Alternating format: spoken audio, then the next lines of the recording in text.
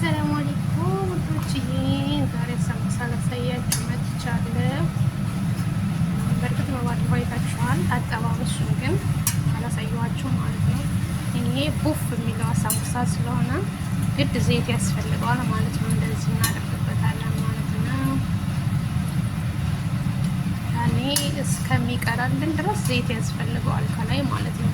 እየገለበጥ ዘይት እናደርግበታለን፣ ምክንያቱም ዘይትም አይጠጣም። ሁለተኛ ደግሞ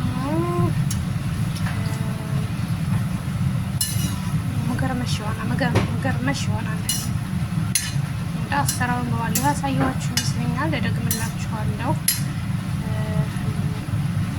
ደቂቅ ኮይቲ ያኔ አለገድኩም ያኔ ደቂቅ ኮይቲ ደቂቅ አስማር ያኔ አይዋ ደቂቅ አስማር ነሻ ዘይት سكر ملح مويه خلاص يعني عند ساعة وثلاث ساعات أبكتاشوت يعني تعجنوا شوية يرتاح بعدين تدمطوا على قدكم يعني على موديل حقكم تقصوا يعني لما تقلوا يعني تكبوا زيت لازم ما تكبوا زيت يعني يشرب زيت ما يجي مقرمش زي كده يعني.